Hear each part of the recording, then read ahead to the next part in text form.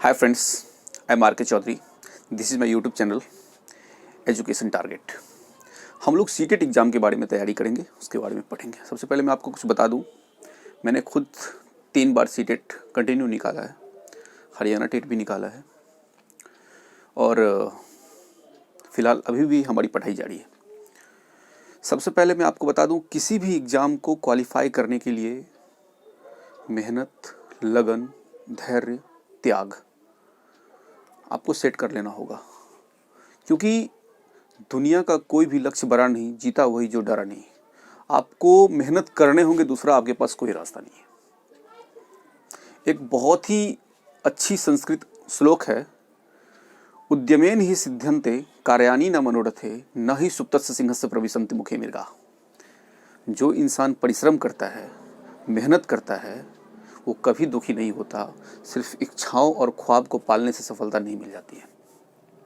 जैसे उसी प्रकार जैसे न ही सुप्तस्य सिंहस्य प्रविशन्ति मुखे मृगा, उसी प्रकार जैसे सोए हुए सिंह के मुख में हिरण प्रवेश नहीं कर जाता है, उसके लिए भी मेहनत करने पड़ते हैं। तो आपको काफ़ी धैर्य के साथ तैयारी करनी होगी।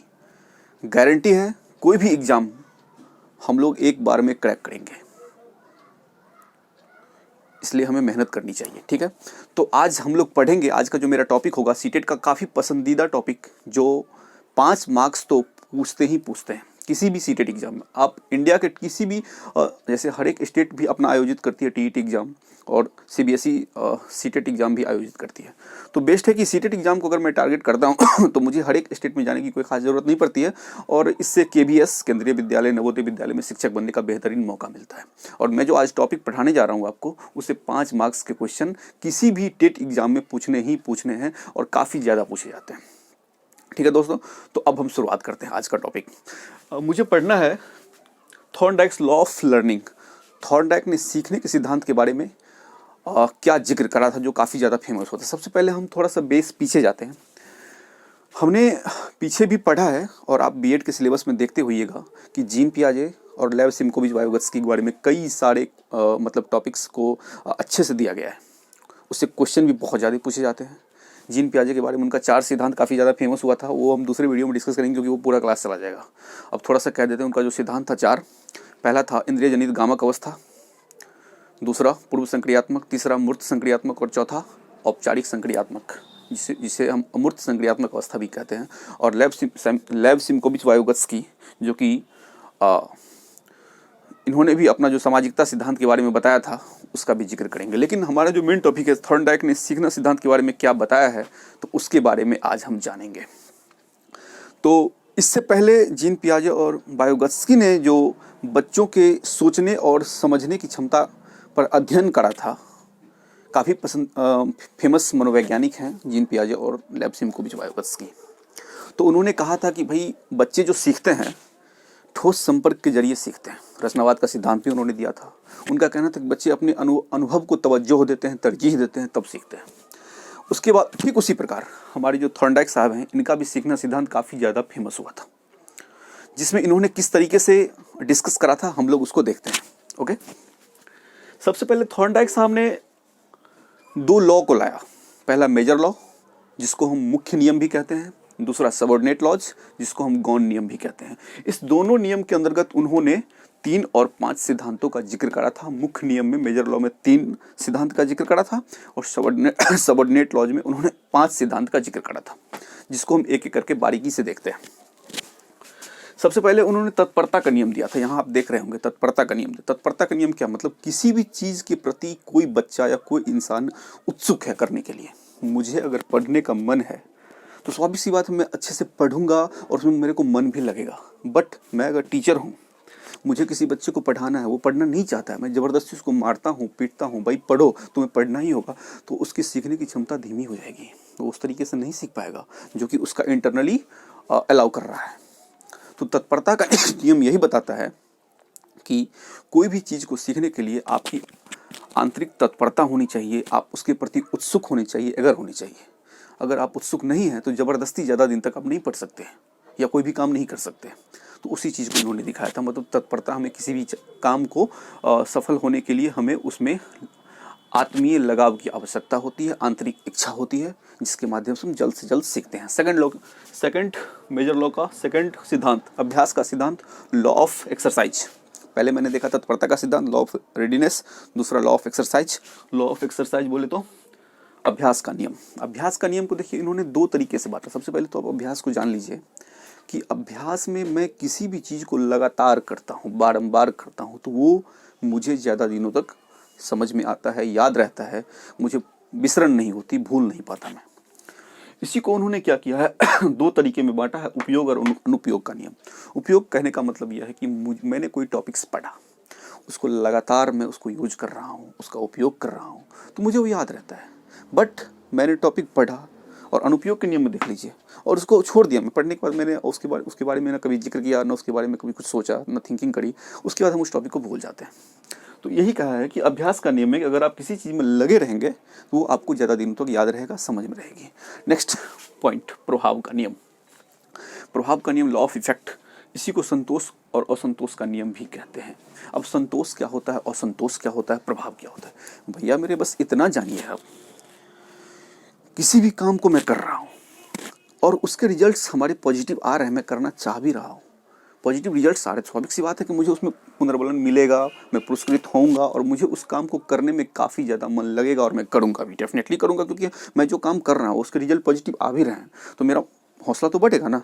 लेकिन उसी बात को क्या कहा, असंतोष भी इसमें ऐड किया। मतलब मैं कोई काम किया, किसी चीज़ के प्रति मेहनत करी, उसके रिजल्ट पॉजिटिव नहीं आए, नकारात्मक आ रहे हैं, मतलब जो मैं चाह रहा हूँ वो नहीं हो पा रहा है, तो उससे क्या होता है ना कि मेरा मनोबल टूटने लगता है। इसलिए इसको संतोष और असंतोष का नियम भी कहा है। प्रभाव के नियम को मतलब किसी भी चीज़ को अगर इंसान अपने इच्छा से करना चाहे और रिजल्टेंट पॉजिटिव आ रहा है तो उसको करने का मन करता है, संतोष का नियम। अगर किसी काम को करना चाह रहा है और रिजल्ट नकारात्मक आ रहे हैं, दुख आ रहे हैं, सैडनेस आ रहे हैं, तो उस काम को करने से उसका मन टूटने लगता है। तो इसी को उन्होंने प्रभाव का नियम कहा है। मतलब थॉर्नडाइक का जो हम सीखने का सिद्धांत पढ़ रहे हैं, अभी हम मेजर लॉ के बारे में जिसको मुख्य नियम कहते हैं, उसमें 3 नियम आया। पहला तत्परता का नियम, दूसरा अभ्यास का नियम और तीसरा आया प्रभाव का नियम। अभ्यास के नियम को आप उपयोग का या अनुपयोग का नियम भी कहें और प्रभाव के नियम को जो है सो आप अभी अभी संतोष और असंतोष का नियम भी कहें। ठीक, अगर आपको पढ़ाई अच्छी लग रही होगी तो लाइक और सब्सक्राइब भी कर लीजिएगा। चलिए अब सबऑर्डिनेट लॉज के बारे में डिस्कस करेंगे। थॉर्नडाइक ने सबऑर्डिनेट लॉज में क्या दिया, इसमें उन्होंने 5 सिद्धांत दिया। इससे पहले तो उन्होंने 3 ही दिया है, बट अब उन्होंने 5 सिद्धांत दिया। 5 सिद्धांत में पहला क्या दिया, बहुप्रतिक्रिया का नियम। बहुप्रतिक्रिया देखिए नाम से ही स्पष्ट है, बहुत प्रतिक्रिया, लगातार कोशिश। अगर हमारे सामने कोई समस्या आती है तो मैं या कोई भी थर्ड पर्सन कोई भी तो कोशिश करता है, तब तक वो कोशिश करता है जब तक कि वह उस समस्या के समाधान तक न पहुंच जाए। करता है, बिल्कुल करता है। तो उसी चीज़ को इन्होंने दिखाया है कि अगर आपके पास किसी भी प्रकार की समस्या आती है तो आपको तब तक करना चाहिए, बहुत प्रतिक्रिया, मतलब लगातार प्रतिक्रिया, लगातार कोशिशें करनी चाहिए। मतलब फॉर्मूला A to Z लगा देने चाहिए उसको सॉल्यूशन करने के लिए। इससे क्या होता है कि किसी भी इंसान के पास जब समस्या आई और तमाम फार्मूला लगाने लगा तो कोई ना कोई एक फार्मूला से उसका काम बन जाएगा और उससे बहुत कुछ सीखेगा। क्योंकि मेरा मुख्य जो टारगेट है सीखने का, थॉर्नडाइक ने सीखना सिद्धांत के बारे में बताया है, तो उससे बहुत कुछ सीखेगा, उससे वो दुखी भी नहीं रहेगा और उसका मनोबल बढ़ता चला जाएगा। नेक्स्ट पॉइंट पर आते हैं, मानसिक स्थिति का नियम, लॉ ऑफ मेंटल स्टेटस। अब देखिए लॉ ऑफ मेंटल स्टेटस क्या होता है, मुझे किसी चीज़ के प्रति लगाव है, मतलब आस्था है। जैसे मान लीजिए कि आप किसी धर्म की बात कीजिए ना, हिंदू धर्म, अगर वो मूर्ति पूजा करते हैं, मूर्ति को चोट लगती है तो उनकी आत्मा को ठेस पहुंचता है। मुसलमान भाइयों की बात करें, वो नमाज अदा करते हैं, अगर मस्जिद में किसी प्रकार की कोई मतलब गलत चीज़ें होती हैं तो उससे उनकी आत्मा को ठेस पहुंचता है, क्योंकि एक प्रकार का लगाव होता है। मानसिक जो है सो मेरा एक प्रकार का लगाव बना रहता है, जिसको हम तत्परता और अभिवृत्ति भी कह सकते हैं। आपको फर्स्ट में ही मैंने पढ़ा दिया है मेजर लॉ में कि तत्परता का नियम, लॉ ऑफ रेडीनेस के बारे में। बस उसी चीज़ को कि मुझे किसी चीज़ में तत्परता, अगर मैं हिंदू लड़का हूँ तो मुझे मूर्ति पूजा करने में आस्था है, अगर मैं मुसलमान हूँ तो मुझे नमाज अदा करने में आस्था है। उसी चीज़ को इन्होंने दिखाया और तत्परता, ये काफ़ी ज़्यादा मिलता जुलता है मुख्य नियम के फर्स्ट लॉ से। नेक्स्ट फर्स्ट सिद्धांत से तीसरा है सबऑर्डिनेट लॉज का सिद्धांत, आंशिक क्रिया का नियम। आंशिक क्रिया मतलब पार्ट वाइज। सबसे पहले मैं आपको बता दूं, जिसको लॉ ऑफ पार्शियल फंक्शन भी कहते हैं, अंश से पूर्ण। देखिए शिक्षण सिद्धांत के बारे में आप पढ़े होइएगा, ज्ञात से अज्ञात की ओर, पूर्ण से अपूर्ण की ओर, अंश से पूर्ण की ओर, उसी चीज़ का जिक्र यहाँ पर किया गया है कि आंशिक क्रिया जब हमारे साथ किसी भी प्रकार की समस्या आती है तो हम उसकी बाहरी भटकाव में नहीं जाते, हम उसके मतलब उसके आंशिक मुद्दों पर जाते हैं जहाँ से समस्या का निपटारा हो जाता है। बस यही है आंशिक क्रिया का नियम। और नेक्स्ट जो है इसका सबऑर्डिनेट लॉज का समानता का नियम, लॉ ऑफ इक्वालिटी बराबर।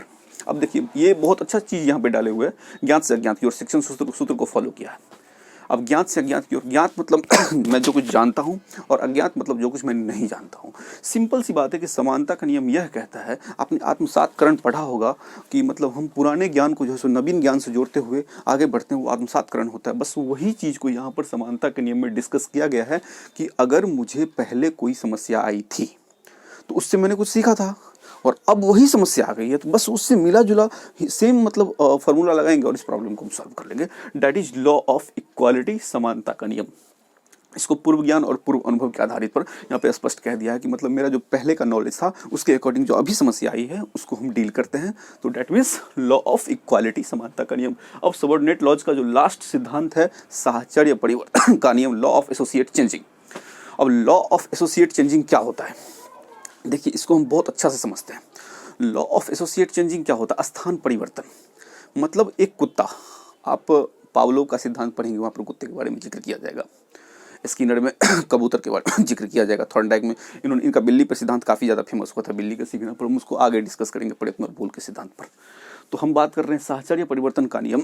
यह बताता है स्थान परिवर्तन के बारे में। स्थान परिवर्तन क्या होता है, कुत्ता यहाँ है और वहाँ भोजन देखा तो उसके मुंह में लार टपकने लगता है भोजन देखने के बाद ही। अब भोजन बन गया, उसके बाद क्या होता है कि वो जो प्याला है जिसमें हमने भोजन डाला वो देखने के बाद फिर से लार टपकने लगता है, मतलब स्थान परिवर्तन होता है। उसी चीज़ को उसके माध्यम से भी कुत्ता सीख रहा है। उसी चीज़ को दिखाया है कि साहचर्य परिवर्तन, law of associate changing, that means स्थान परिवर्तन।